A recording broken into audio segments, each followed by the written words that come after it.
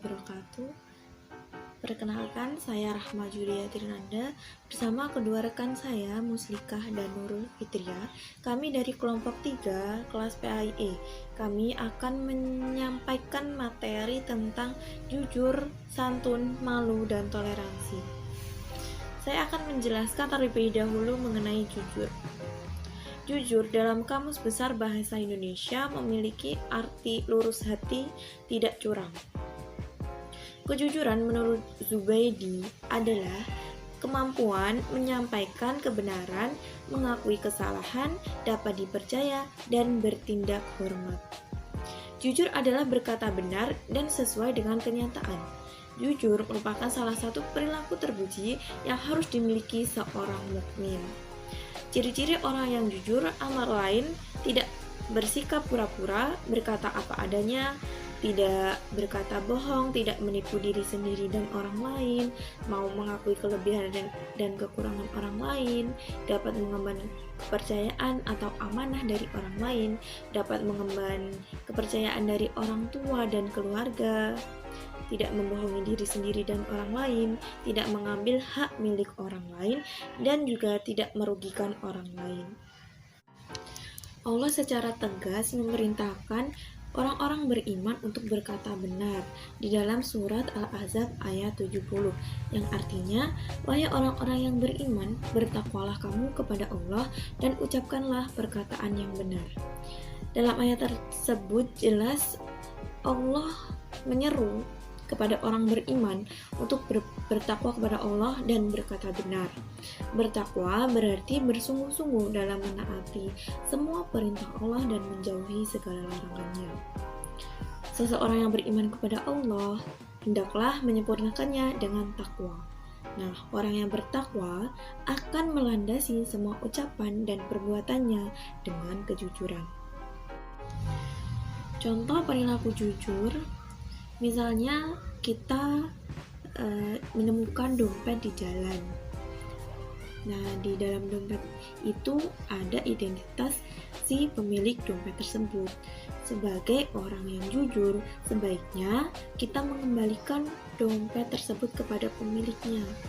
Hal tersebut sungguh merupakan akhlak yang mulia. Seseorang yang bersifat jujur akan mudah mendapat kepercayaan orang lain. Jika seseorang dipercaya oleh orang lain, akan mempermudah jalannya mencari rezeki.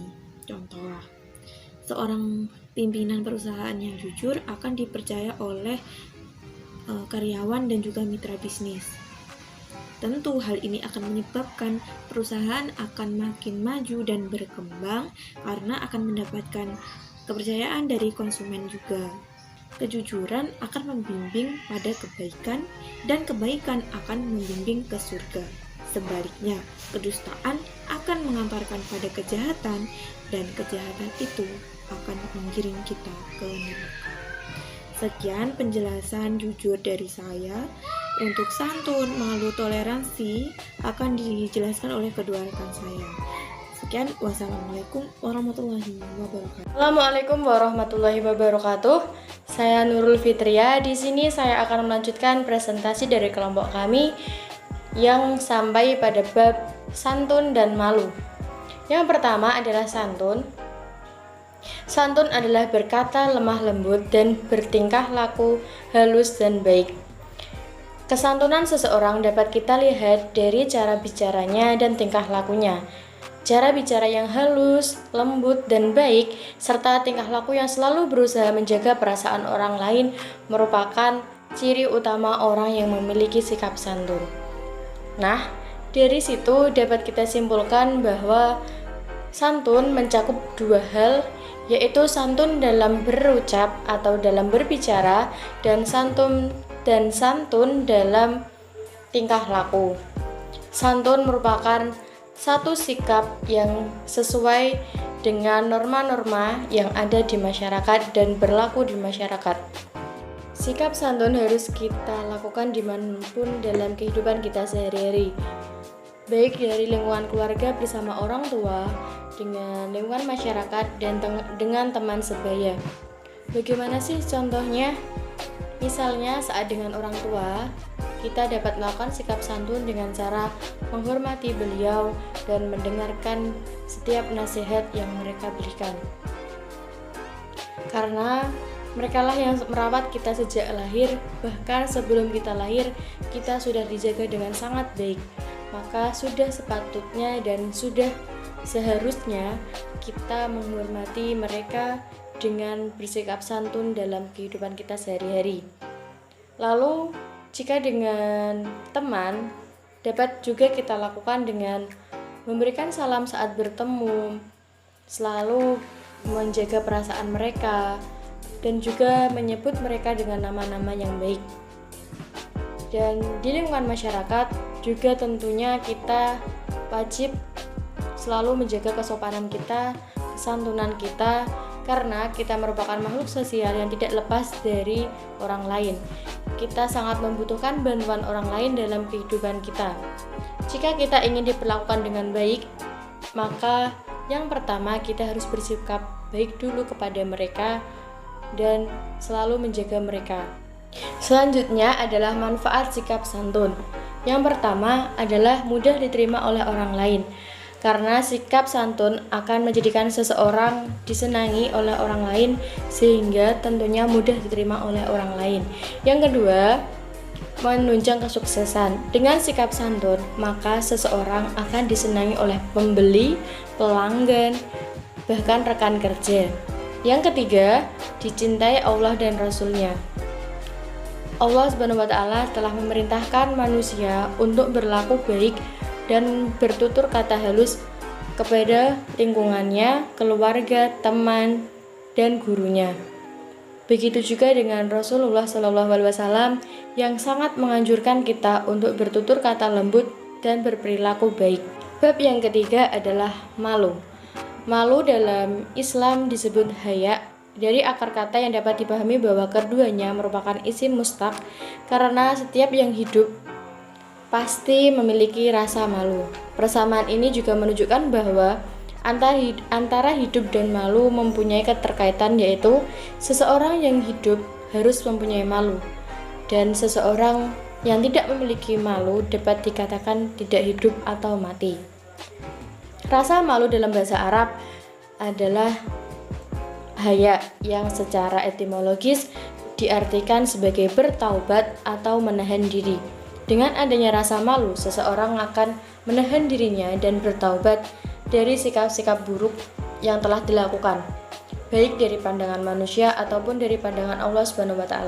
Sedangkan pendapat Al-Jurjani mengatakan bahwa haya berarti menahan diri dari segala sesuatu atau meninggalkannya karena takut akan timbulnya celaan.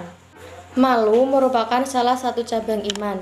Malu merupakan sikap menghindari perbuatan kotor, tercela, dan hina.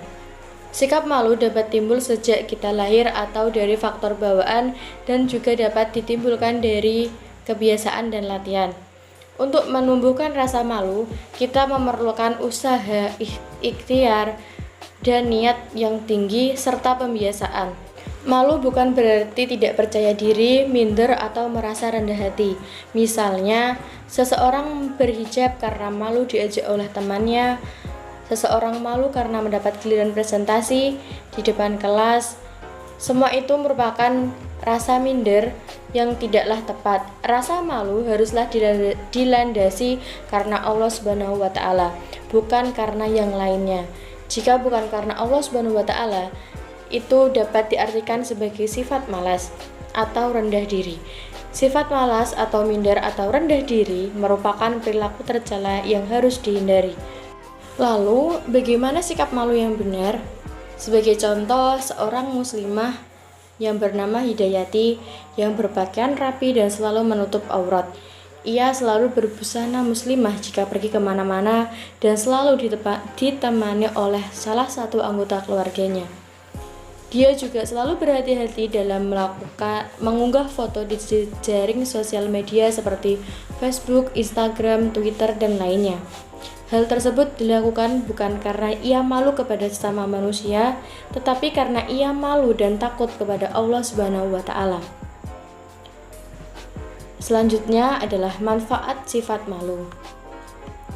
Manfaat sifat malu yang pertama adalah mencegah dari perbuatan tercela. Seseorang yang memiliki sifat malu akan berusaha sekuat tenaga menghindari perbuatan tercela sebab ia takut dan selalu merasa malu kepada Allah Subhanahu wa taala apabila melakukan hal-hal yang tidak sesuai dengan ketentuan yang telah Allah tentukan. Yang kedua adalah mendorong berbuat kebaikan. Rasa malu kepada Allah Subhanahu wa taala membuat seseorang akan selalu berbuat baik sebab ia tahu bahwa setiap yang dia lakukan, setiap apapun yang ia kerjakan, maka akan dibalas oleh Allah Subhanahu wa taala dan selalu diawasi oleh Allah Subhanahu wa taala. Yang ketiga adalah mengantarkan seseorang menuju jalan yang diridhoi Allah Subhanahu wa taala.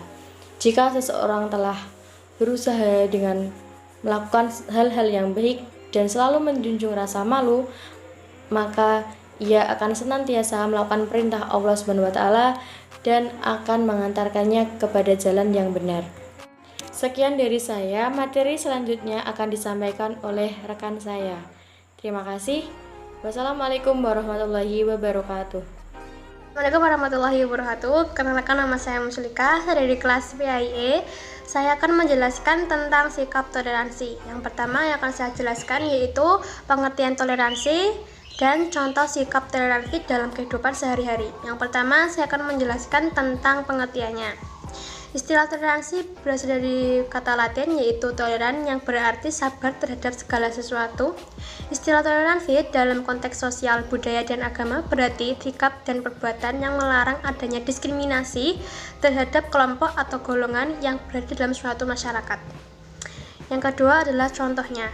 Ada beberapa. Yang pertama dalam kehidupan beragama, yaitu menghormati hak dan kewajiban umat beragama lain, tidak mempersekusi umat agama lain yang beribadah, dan menghargai hari besar agama lain. Selanjutnya, contoh sikap toleransi di rumah. Berbakti kepada kedua orang tua, menghargai pendapat dan pemikiran dari anggota lain, dan menjalankan peran dalam kehidupan keluarga dengan baik. Selanjutnya, contoh sikap toleransi di sekolah. Tidak memilah dan memilih teman berdasarkan agama dan sukunya. Sekolah memberikan pendidikan agama sesuai agama setiap siswa dan berbuat baik kepada semua teman tanpa terkecuali. Dan yang terakhir adalah contoh sikap toleransi di masyarakat, yaitu ikut serta dalam kerja bakti desa secara rutin, menghormati orang dari agama lain yang sedang beribadah, dan berbuat baik pada tetangga tanpa membedakan suku dan agamanya. Sekian yang dapat saya sampaikan. Apabila ada salah kata, mohon maaf. Wabillahi taufiq wal hidayah. Wassalamualaikum warahmatullahi wabarakatuh.